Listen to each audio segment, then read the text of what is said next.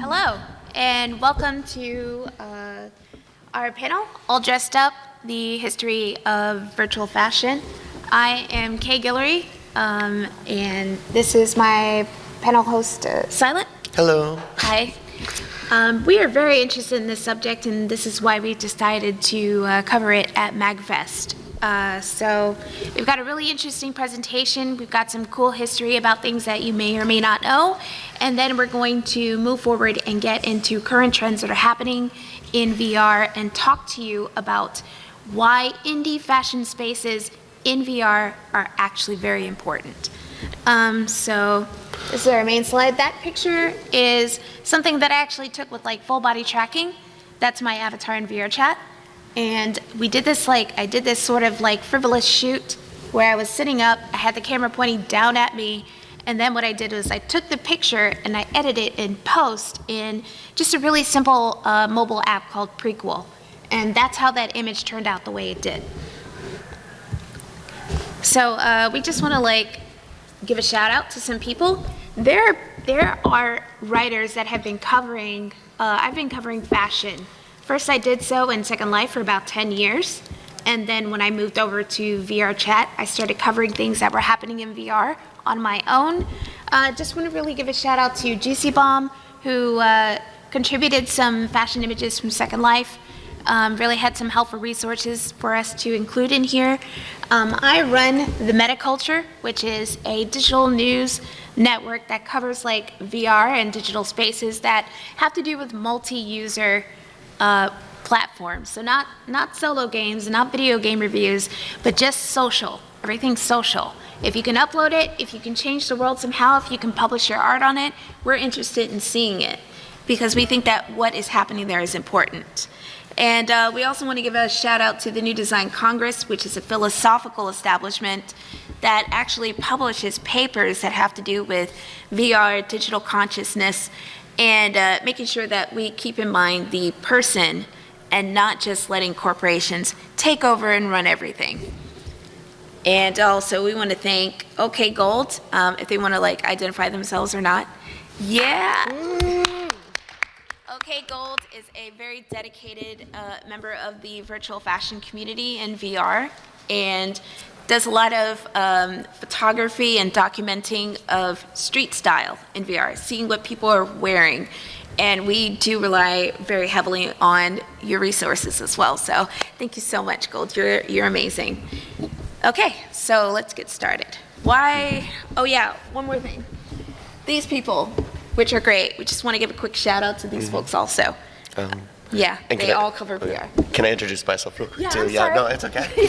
And so my name is Silent. I consider myself a VR advocate. I love the space and I love connecting with people and figuring out the technologies. And so whenever anyone has any question, I could shoot them towards the person that will have the answer so that they could help be more creative in the space or be more organizational and such, as well as I'm also just an artist and an enthusiast of the VR chat music scene, where I watch all my friends blossom and grow and do amazing things. And so I'm just here, just very interested and super excited to learn more and pepper you with some questions as we go on. Absolutely. Okay. All right, so the goal of this panel is because we want to help encourage conversation about digital fashion design that is independent of blockchain. This is what this speech is dependent upon. Part of our concern is that virtually all coverage of virtual fashion right now has to do with Crypto Fashion Week. And Vogue seems to be running with it, for example, and absolutely paying no attention to what non-blockchain worlds are doing. So this panel is actually one of the few conversations of people having things like this, and it's not really going on anywhere else. We're hoping that we can help turn the tide with little efforts like this. So in order to talk about this, we need to clarify that we're not going to be going back to the first video game where somebody was wearing a t-shirt, because that's not what we're really going for. We're going for if somebody created, our users able to create clothing in these platforms. So we're going to start with Second Life and a history of it, And the reason why is because with Second Life, the game is 20 years old. and it's got a full model of a world that's gone from its very inception to economy implementation and signs of whether a market has become saturated or not, and how to avoid some of the pitfalls that that game has encountered over time. And that image right there is of my friend Gogo, and that's a GC Bomb-like supplied image. So that's an example of her just like sitting and looking cute on that porch. So yeah, like we said, their Big Bang was 20 years ago, and that's what it looked like. Like that's the whole world. That little map, that's it. That's all you got. And there was no teleportation back then. People literally walked. Yeah, oh my goodness. You didn't know that? No, I did not know that, actually. No. No, they plopped you in there, and if you wanted to get to the islands, you know, that you had to swim or something. I don't know what they were doing, but you can actually still log into the game today, and you can find this stuff. Like now, 20 years later, there are whole continents built around these worlds, but that was basically what they started with. And their avatars look like that 20 years ago. They did not have much. They did not. That user to the left is like the first person registered in Second Life, and they made like a prim or whatever, and they just dropped it somewhere. And I think you can actually, I've gone back to where there is the first prim monument, which is like the first item put in a video game ever by a user. You can actually go back and look at that. It's really wild. Sorry, what's the definition of a prim? A prim is like see, it had wildly different terminology 20 years ago. A prim, it's just all mesh, okay? It's just all like it's just like a cube. She dropped a Blender cube. Okay. And then they just left it in the video game, and you can go back and it's like, here's the first Blender cube, and it's like, wow. Oh, you know, it's literally just a cube, and it looks like wood. When they spawn like mesh items to build things, like you could build things live, which was really cool, but also it's very tedious. And if you go and you render all that stuff, you're loading all those items in real time. You're not preloading the map. So if somebody wants to be a jerk and put up like a brick wall, but that brick wall is made of like tiny little mesh blocks, you're loading all the blocks and you're loading all the textures. And that's when you get a little rage behind it. Interesting. So you're saying that like even back then there was these kind of optimization kind of issues that the community had to deal with and grow with. They skipped that. They skipped the optimization talk. They skipped it entirely. They didn't like. They started this game, and then years later they were like, "Hey, it's taking a lot to load this game." It's taking a lot to load this game, and we don't know why. We should look into that. Interesting. So they didn't really have a lot to work with back then. Like I said, the first. Oh no! What happened? What did I do? Hold on. Wait 1 second. Okay. They did not have a lot to work with back then. You see how like there's texture painted on that user's clothes right there? And it just kind of looks like it's a jacket. That's all they had for clothes. So you would just paint a shirt on the person's body. That was their clothing. And then if you wanted to add clothing to yourself, you would add these additional texture layers. So when you looked at a new person that entered into your like radar, they would be very fuzzy at first, and then those textures would start to clear because they're being compressed and delivered to you. Again, not a great optimization engine, but it was 20 years ago and they didn't know any better. Also, there are like these little squares that are sticking out at the bottom of her hip. Those are fringes. When people wanted to make additional details for clothing, they didn't have a lot back then. This is also really important. They didn't have rigged mesh. They put these avatars in this game, and they didn't have like mesh clothing that moved where their arms moved and stuff like you see characters in video games now, and like, you know, like Final Fantasy where you can wear a different dress and it's detailed and it's got some stuff on it. Yeah, they didn't have that. They didn't even know how to put rigged mesh in this game for about 10 years. 10 years. Wow. Wow. They added that in 2011. So they stuck instead these unrigged mesh cubes, and they formed them into different shapes, and they stuck them all in pre-designed positions, and that was it. Like, it was just like, it was static. It was really weird. Also, for some reason, they didn't have rigged mesh, but they had this little wiggly, like, you can make the mesh wiggly for some reason. Okay. I don't know why, like, okay, they didn't have like rigged bones, and obviously they didn't have dynamic bones like you have in Unity, where if you can make something kind of like move and flow like hair. They didn't have any of that. Yet they had mesh that if you just wanted to make it wiggle for some reason, you could check a little box and it'd be like, okay, cool, it's Jello now. Interesting. It's Jello now, so they use that to make dresses and hair. This sounds pretty cursed, actually. Now thinking about it today. Yeah, I'm thinking about it. I got a little stressed out making the history of this. I was like, God, there was just nothing back then, was there? Okay, so basically, there was no way to make any cool, even unrigged mesh until about 2007. In 2007, when they added something like an OBJ file importation, and it wasn't even a regular file. It was a texture file that you then loaded and added to an existing mesh that you spawned in the game, and then you put that image file in, and it suddenly turned into the mesh that it was supposed to be, and we called those sculpties. And people made like shirt collars and stuff with them, and they would attach them to parts of their body, and that was kind of like, and hair. Her hair is like made of sculpties. It is not rigged, so when she moves her head, it's like this. Like it just starts clipping all over the place. It was still really cursed for a really long time, and that was all I had. But the really cool thing that came with it was that people got creative, because this was like the next generation of users that were coming in, and what they were doing is they were looking at this and thinking, you know, this is pretty cool, we can do some artistic stuff, and at the same time, indie chic was kind of like hitting mainstream. So you got the indie girl look, which is women that kind of looked kind of artistic.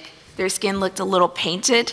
They would wear like, you know, clothes like this, kind of like chic Parisian, that curl indie kind of thing. And that became the first major trend of this game. What was that? Oh. So around 2006, 2007, even though this game didn't have rigged mesh, didn't have all the things that we expect in normal video games now for fashion that we would practically demand for it, there was still like a very big artistic community that was coming in. They were seeing these kind of cool looking avatars that looked very interesting and painterly and a little stylish, and so they were coalescing, and people were like popping up with these little boutiques and stuff like that, and they were experimenting with making like virtual clothing. And I think like the artistic feeling around it was what really got people excited about making things then. But at the same time, there was also like a sort of high fashion photorealistic offshoot as well. It's really interesting to know that, like, even with like the difficulties and the jank involved, Yeah. and that people, yes, did see. They're like, wow, this is what I'm going to be doing, Yeah. and be making fashion and be like through self-expression, even though it wouldn't be the ideal yet. Yeah. So around that time, you got like a kind of like an explosion of color also, just like in general, like map design. People, by the way, I need to also mention this. In VRChat now, when we create a map, for example, like a world map, and you want to make a home, it doesn't cost anything. To run a world in this game costs $200 a month. $200 a month. And let me also tell you this, it might make you angry. Second Life admitted that the price of their land was inflated by far. They did it for profit. And this is where the problem starts. It started at the very beginning, when people were able to buy land, and it began to attract people that would buy land, sit on it, and they would actually kill entire planned neighborhoods that way. Like people would just sit on the land and never sell it. There were these, there was a really cool city called Bay City. It was designed to be artistic. People bought the land around the neighborhoods. The city never really developed. It just kind of died. It's kind of a ghost town now, but we'll get to that later. So around this time, you're getting a lot of like cross-pollination of style because, people are getting really excited. They're making all these cool skins. They're on The Sims also, as well as Second Life. It's kind of like a similar crowd. So what they do is they start taking assets and bringing it to other games. So this is why when you look at games like IMVU, Second Life, and The Sims, they kind of have a similar style of looking for their avatars. That would be why, is because of that. And some of that is also now leaking into like Final Fantasy. Like when you look at skins there, you can see very similar texturing. Yeah, it's undoubtedly, there's some ripping going on. Yeah, and in VR chat as well, Yep. I know that the main reason, or one of the reasons why VR chat has a big anime kind of a culture and anime avatars was because someone created a tool to be able to rip avatars from different Japanese games into a VR chat very easily and quickly. And so people were able to, even with little knowledge, start to bring in their own self-expression through that. And even these avatars that are from The Sims, it extends out. Like these are actually Sims avatars, but these are put into GTA. This is an ad for putting your Sim avatars in GTA 5. Just like stuff just going all over the place. It goes everywhere. So eventually, somehow, miraculously, avatars in Second Life start looking like that. And that is because eventually they finally figure out a way to put rigged mesh into the game to where if you edit like the blend shape sliders of your avatar to see, like edit what you look like, you can get like a custom result due to some very clever rigging tricks that people started applying to their mesh bodies that they would sell to people. So you would buy a body for about $15, a mesh body for about $15, but then also you would turn around and you would buy like a separate head. It's not like buying an avatar base, like on a common website today, like most people do for VR chat. They went to a store in Second Life and they bought this head that they thought fit themselves, and it auto-attaches to you when you ask to like attach it to yourself. And then you try and test like all the skins that you want to like load onto the thing. It was very complicated, but yeah, it was a headache. It was a headache. But finally they did figure it out how to make all this rig stuff work. And because of that, if you were wearing a default avatar, you looked broke as a joke. So the thing also about Vogue that I don't like with modern coverage of virtual worlds and fashion is that new businesses that are coming into this whole crypto idea and fashion and NFTs, Vogue then replied, "Fashion's finally entering the metaverse." Cool. This picture's from 9 years ago. This picture's from 9 years ago in Second Life. And what happened is, at the same time of there being this big artistic indie avatar trend, there was a counter trend of photorealism. And this is really interesting because you see a repeat of this pattern in various games. It's going to come up again and again. In this game, they didn't have anime versus Western. They had artistic, painterly looking avatars, and then they had photorealistic and photo-sourced skins. So you either looked like some painted picture, or you looked like somebody ripped the face of Beyonce and they put it on your face instead. And that's what you got. Interesting. Amazing. Yeah, I love it. Yeah, I love this. It's great. Was there any butting of heads through that? Like, was there really animosity? So it wasn't like it was celebrated. There was actually kind of like camps of like photorealism and the painterly vibe. Oh yeah, there were definitely waves of like anti-copyright ripping.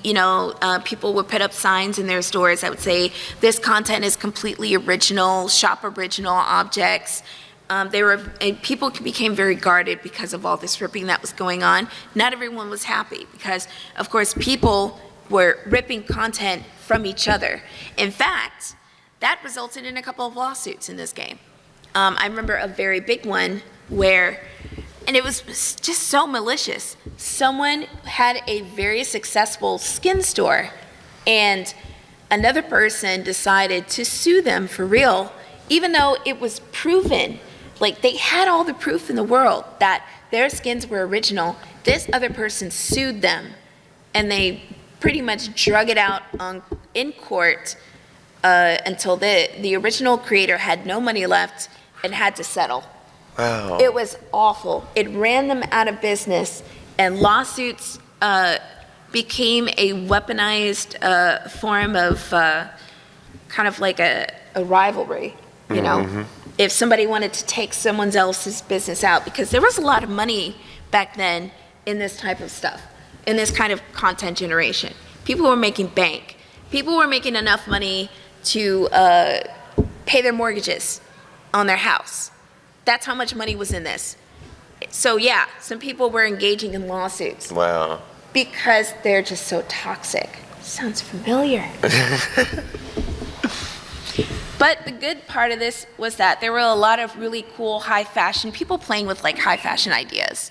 And that didn't want to really be too artistic. They wanted to instead use this as like fantasy fulfillment and just really like toying with like, new concepts maybe before they took it out into real life. And so there were fashion weeks that resulted from it, and it was pretty awesome.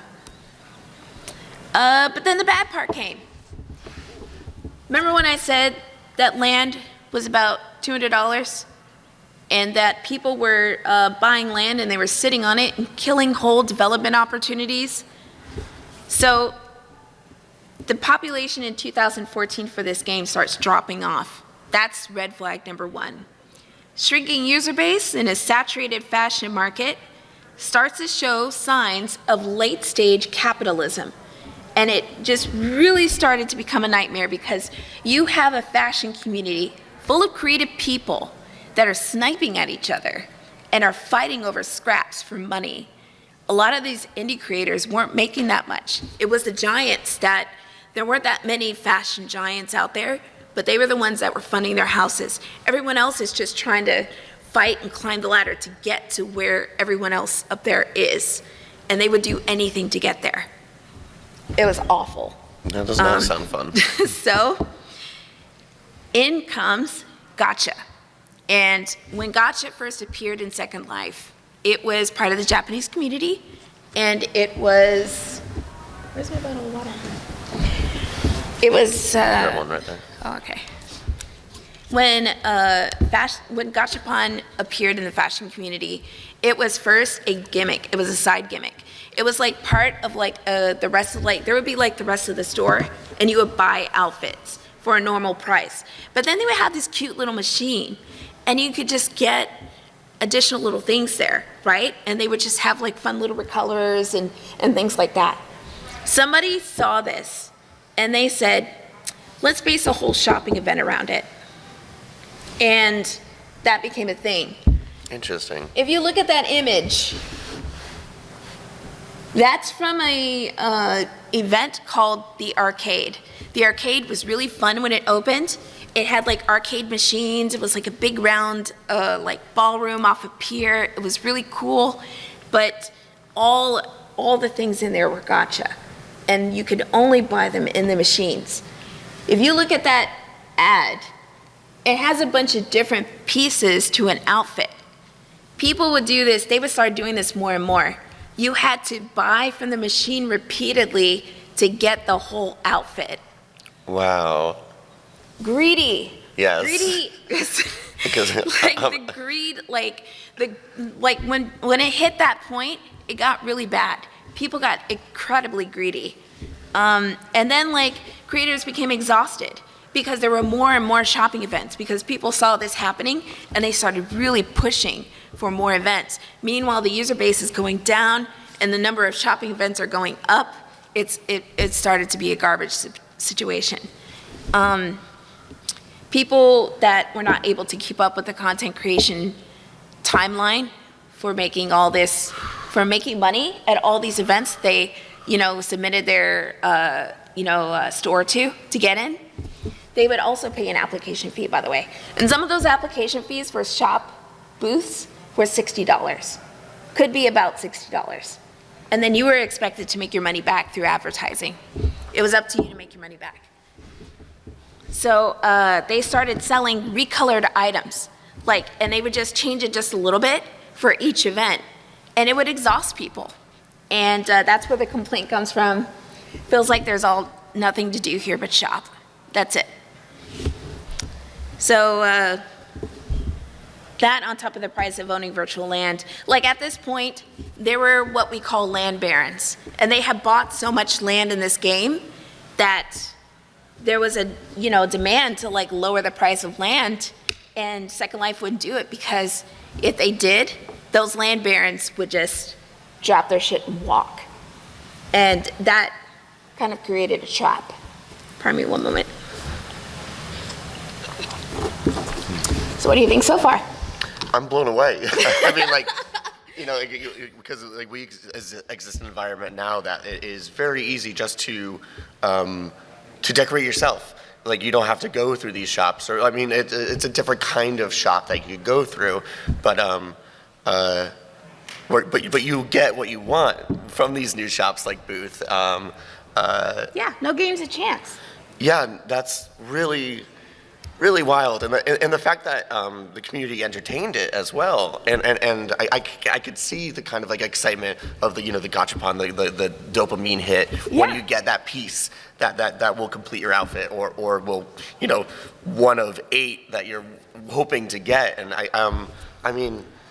The good part is the secondary markets where people would collect these gachapon items and then they would set them up at additionary, they would create little pawn shops, for example. Some people were very creative and they made, they did a lot of good things, a lot of fun things with it. But the secondary market wasn't worth the first market sacrifices. It wasn't worth what it started driving people, away. It wasn't worth that. It was hypercapitalization, and it was killing the creativity of the community. There was just too much of a drive for money. And it's crazy to me because are these clear examples of us just kind of losing this world through a big drive for more and more money. And yet we turned around and we started to, repeat the same mistakes with something like Decentraland.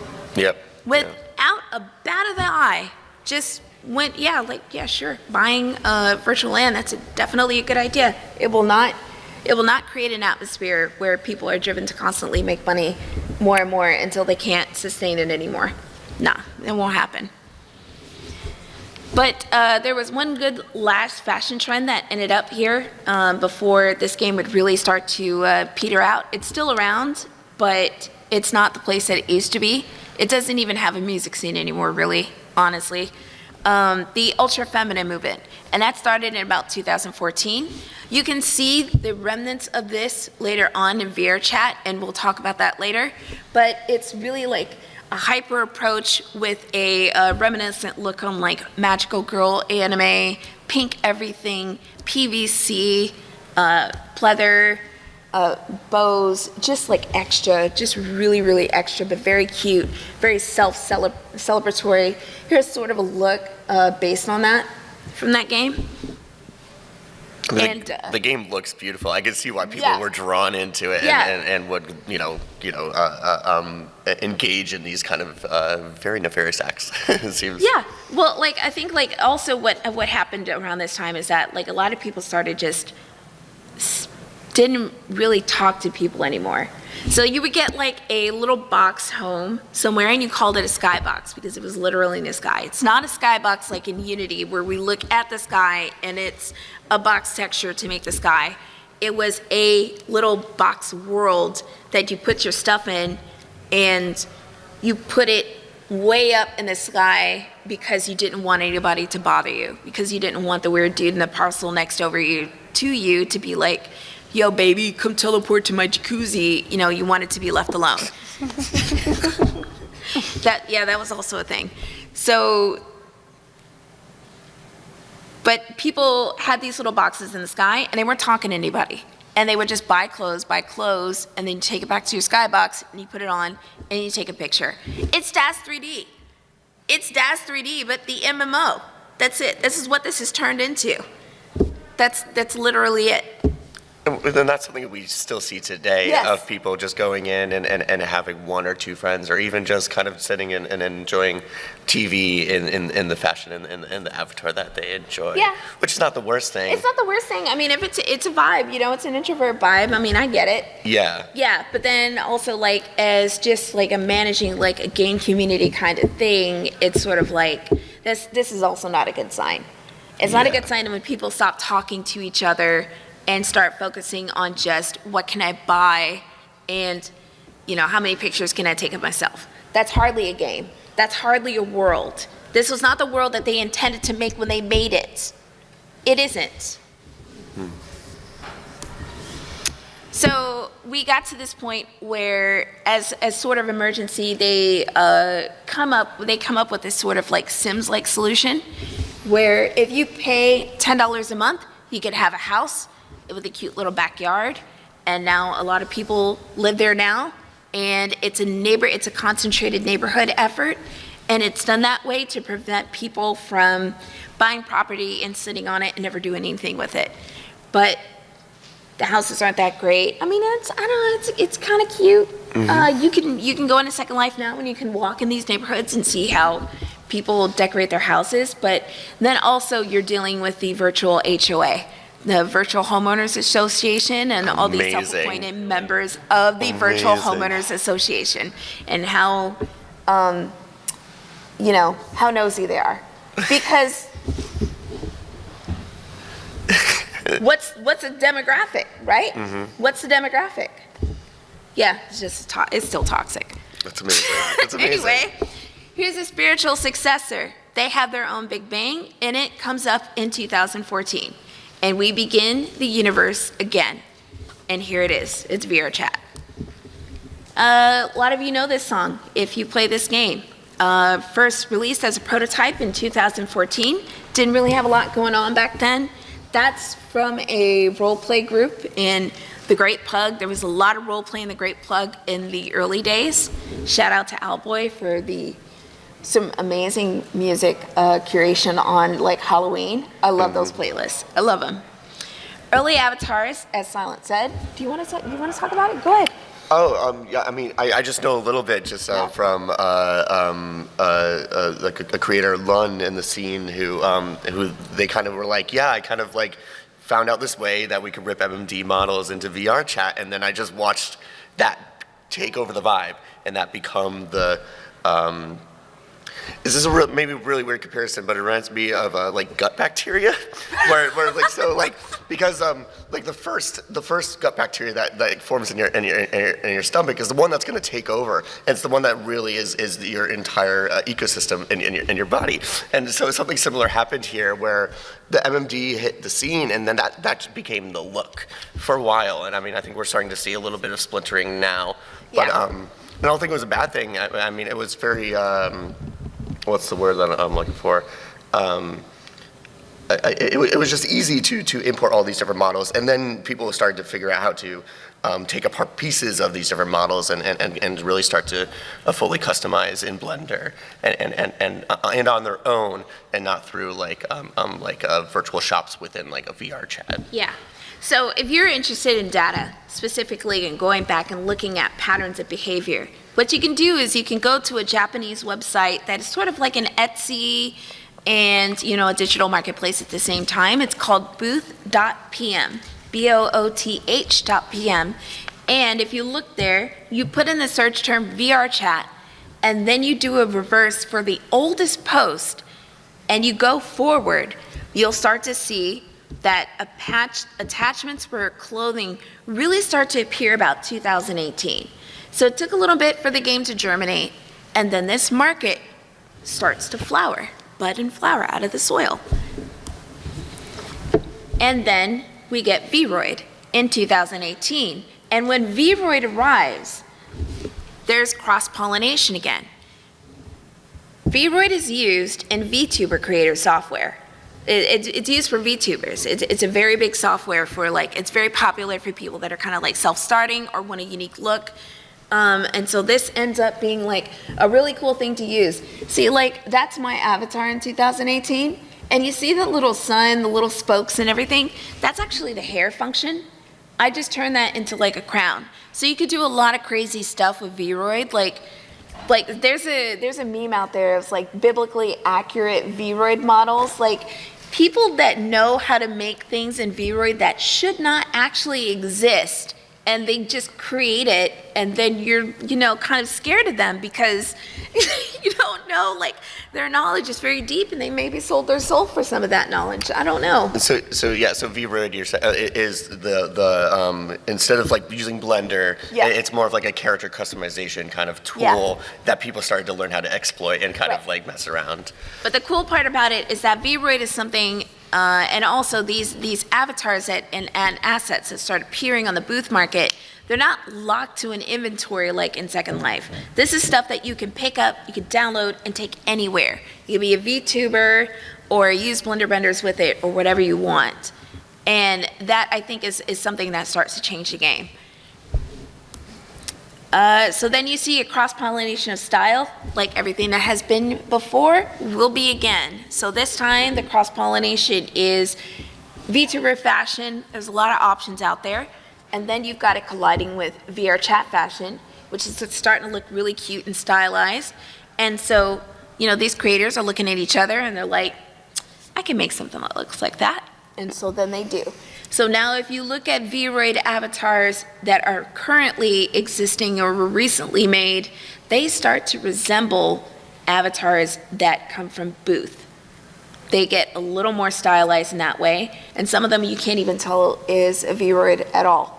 Yeah, I mean, I remember there was a part in the scene where VRoid avatars were almost looked down upon a little bit, or people that felt like when they were wearing it, they didn't have the full customization of Blender, which was kind of an amazing seed because it pushed these people to be like, okay, I can take my VRoid avatar and bring it into Blender. I'm gonna start messing around and breaking Blender and asking my friends and learning, and so we saw just this influx of creators like come up from out of nowhere.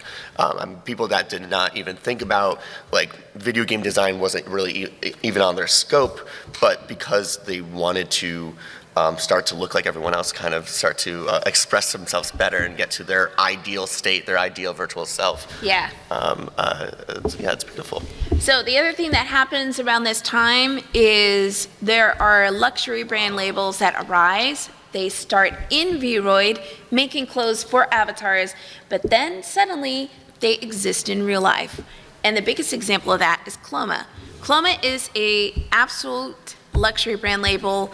It's starting to get picked up by musicians that don't even play VR chat. They just like see this, like these ads for these clothes, and they're like, oh, this look goes so hard, and now they're kind of going viral.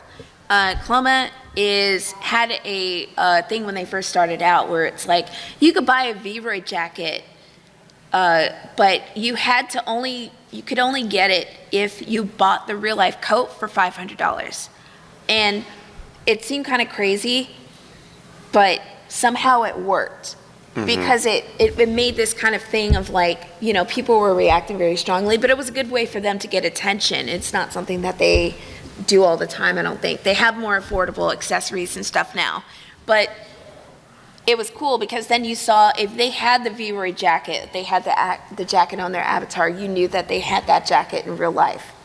You know, unless they ripped it. Oh yeah, so it's almost like Cloma was like trying to inject this like kind of like class almost like scenario, right?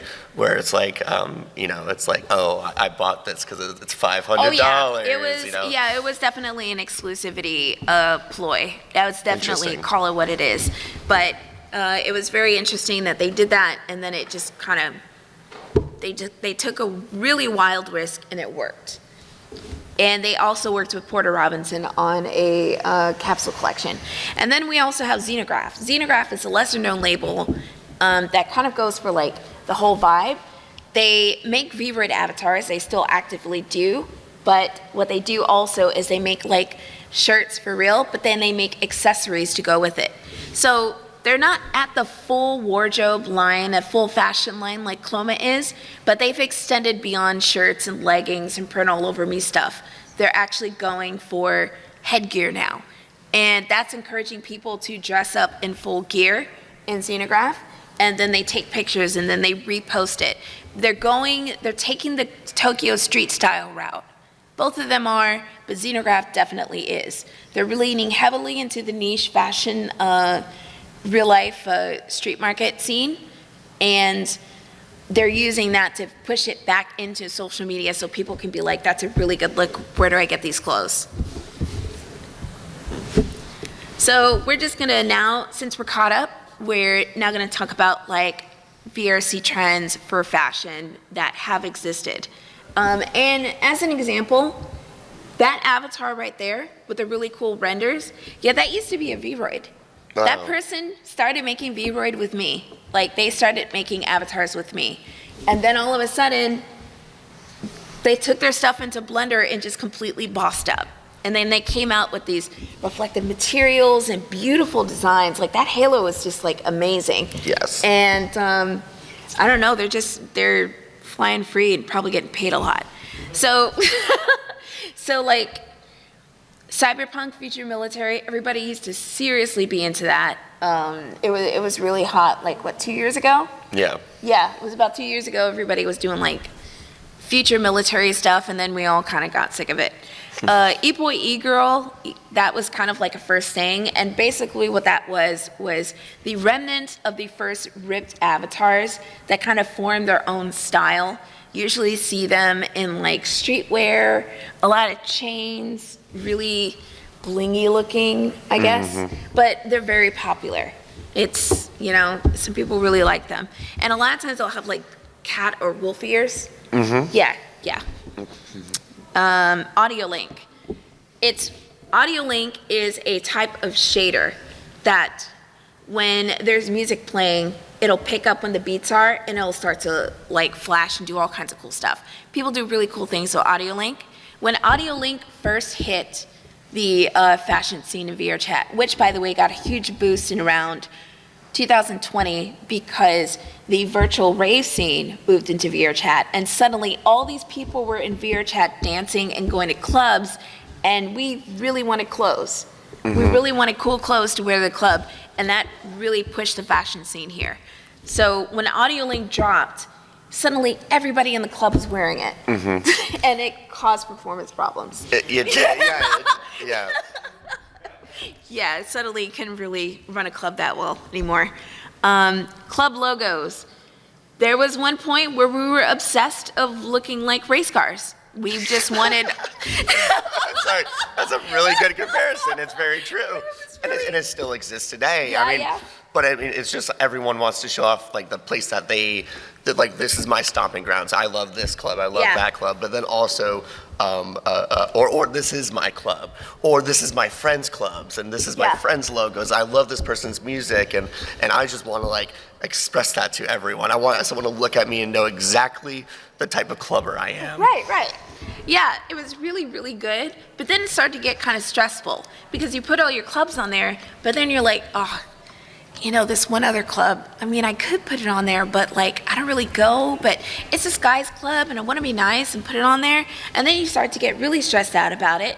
And I think I got to that point and I was like, all right, all these are going. I'm not wearing anything. And then I think that's finally when I was done with it. And I think that's finally when a lot of people started to be done with it. It still exists, but it's not what it used to be.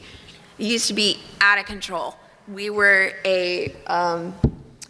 just into Formula One racing, and we were all cars, and it was a time. And I mean, I think it also kind of transformed into people like coming up with a little bit more creative ways of wearing their those logos and ways of texturing it and tessellating it in different ways. And so, it's like an art piece made out of these logos that are like kind of just like a kaleidoscope of it. Yeah. So we do have a really cool example of what that trend looks like now. It's a lot more refined. And also, here's an example of to the far right, that's my avatar, and that's what the trend looked like when it began. At its full scope, when it was just like in pure madness mode, people would just have their jackets covered with everything. And yeah, and then that's finally when we started making bitchy tweets about it. But to the left, there's a kind of like a common like e-boy, e-girl kind of design. You can see like the street clothing, there's like glow, it's kind of blingy. It's got a look to it. And like I said, this look is still very popular. But as you'll see later on, this look starts to get more refined and it begins to change later. So here are a few current fashion trends that we have now. We can't cover them all, but basically the user base of this game is now growing. And people are pursuing all kinds of different looks, which is amazing. It's also starting to coincide with what a fashion writer has sarcastically called nothing core, where there are so many trends that are on social media now that people just sort of are taking a little bit from every trend and are just making their own look. Even though that's just custom fashion, they're just calling it nothing core because, of course, they have to core everything. So the first one we have is V-Roy Post Internet. Shout out to Hard Bites. I have no idea where they are now, but Probably sleeping after all the partying this we weekend. saw them the first day and then they were gone. I was like, "Are you alive?" Like, "Yeah, I'm partying." I'm like, "Okay, all right, as long as you're cool." So V-Roy Post Internet is a very specific type of fashion. It's really dope. It's pretty much like, how would I describe this? V-Roy Post Internet is like looking at an old GeoCities website and seeing all this stuff on it, but it's on an avatar. It's like the avatar version. Such of a good description. Yeah, beautiful representation. Yeah. Yeah, so it's popularized by VR musicians and counterculture streamers. One counterculture streamer that who kind of adopts some of this look also is Vectroid. Vectroid, known as Macintosh Plus otherwise, obviously is one of the big vaporwave artists of that music genre, but also she puts a lot of like V-Roid Post Internet in her streaming avatar because I just think like, I mean, obviously it's Vectroid, of course, right? But also it's repurposing cyberpunk and also the old Second Life way of like wearing clothes on your skin. Like they just full go into it. And it's really refreshing because as you saw from the previous game and its history, we tried to get away from that.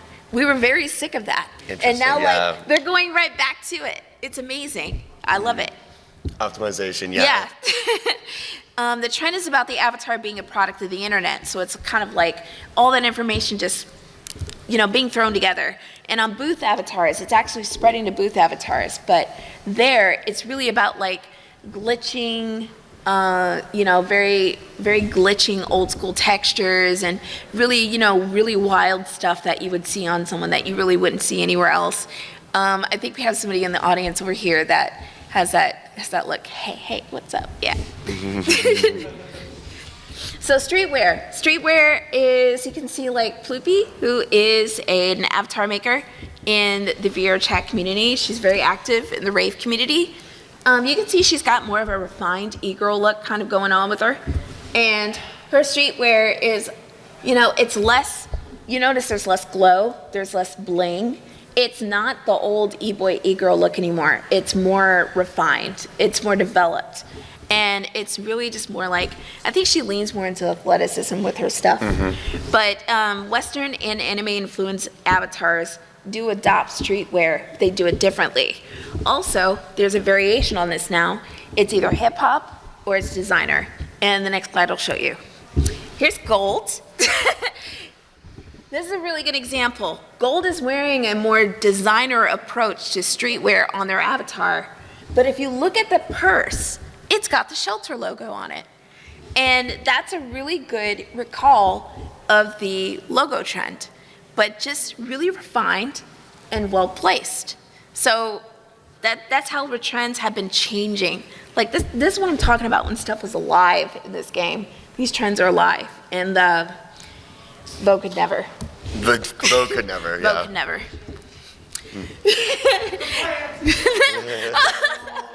Let's go. So this is what I call personalized eclectic. Personalized eclectic is like you made the fashion your own, but you're really leaning into it, you're taking risk, and it just turns out to be like a real mood. Yeah. And I think that Wishes and Bacaro both really personify that extremely well. There's a lot of people that do, actually. There's some amazing avatars out there that just have this look, and you can't really place it because it's theirs, and that's amazing. So you either have like a VTuber or a designer, scope usually going on with this. And again, that's going back to artistic versus realistic. Something sourced from fantasy, something sourced from reality. And that's kind of the split here. And it's really funny because now it's like, you look back at the history of this stuff, you're starting to see these patterns like again and again, that this is going to come up in any game that you've got going on with like user-made content. You'll always have artistic or anime or fantasy, and you'll have realistic designer over here. It's really cool. So as you notice, that last slide wasn't great.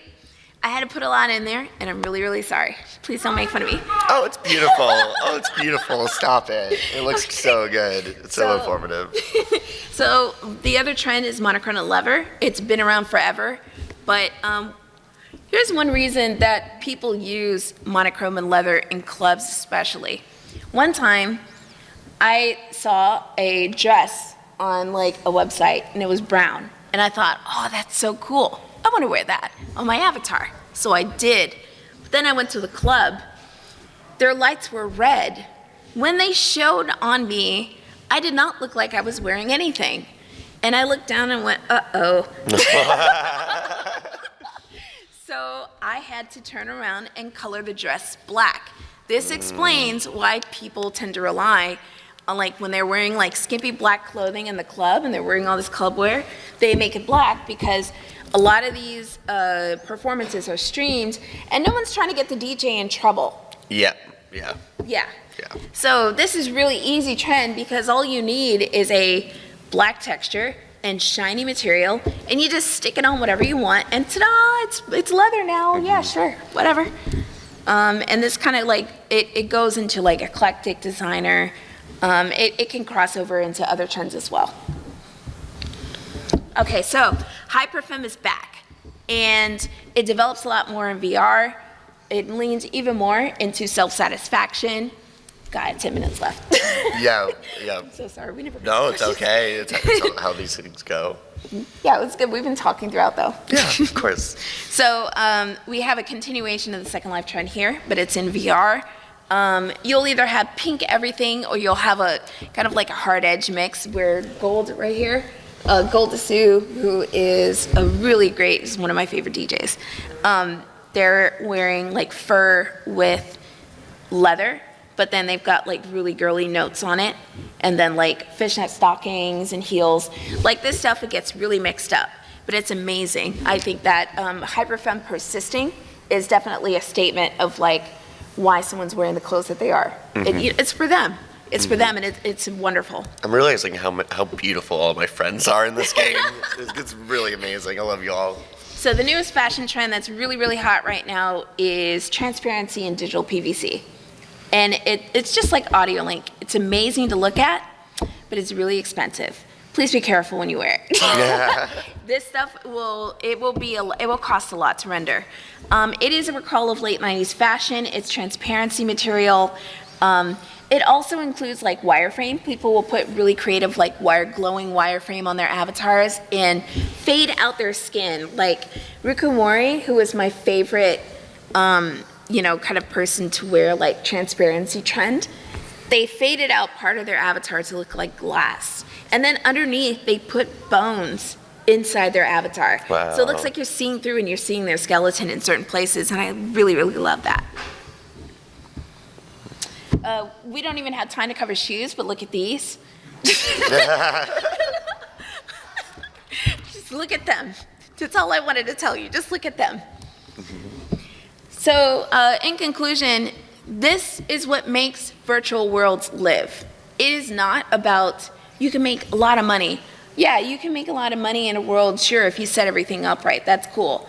But false scarcity is not the vibe. No. And I feel like 20 years of understanding this and observing this in games might have taught us that.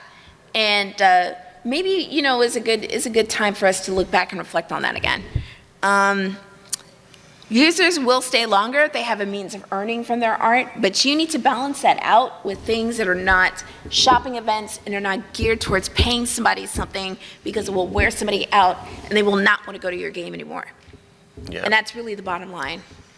So now we have 5 minutes? Yeah, I mean, so, I just one thing to talk about that is the ultimate design or the ultimate self-expression is so important to any kind of budding metaverse because we see other competitors try to create their own, music festival, virtual music festival in their own engine, in their own game, but everyone in the scene is like, I can't be me. If I can't be myself, why am I going to attend these things? And that ultimate self-expression is very, very important. And this is also something we want to bring up. For anyone at Meta that may be watching this speech, we do implore you to look at avatar artists on booth and pay one of them to make some clothing for you. Please, for the love of God. Yeah. Yeah. You have to have enough customization there to make people happy, and if you don't have it, then they're not gonna visit your game. Yeah, and then it's like I look at Meta clothes, and it's the stuff that I would have wanted 10 years ago. This is not the stuff I want now. Yeah. Yeah. So their fashion's made for millennials, not any kind of Zoomer. And not even just clothing fashion, but just I feel like in VR, in virtual spaces, the fashion just expands into that artistic style of yourself, how your body looks, how your actual the physical form underneath the clothes look. And there's so many things on the market that just don't allow that freedom of expression, and the existing scene does not want that. I feel like, we don't want it. And a lot of the new budding environments they just don't get populated because we were like, well, we have VR chat and we could do whatever we want there, and there's no price really on it. And if I'm good enough at Blender, I could for free create the most perfect aesthetic for myself. Yeah, that's why. That's why we won't go sample the dry ass crackers And another platform is because we've got filet mignon here. Yeah. It is what it is. Thank you so much. I apologize for us going too long-winded to where we couldn't really get into questions, but this will be a longer written series with greater research and interviews on the metaculture.co, which is the site that I run, and we'll be writing more about this, simply because we really, really want this conversation to get out there and reach the eyes and ears of VR devs, so that we can finally start talking to each other. Because developers and users don't really do that right now, and we really need that. Yeah. But thank you so much for attending this panel.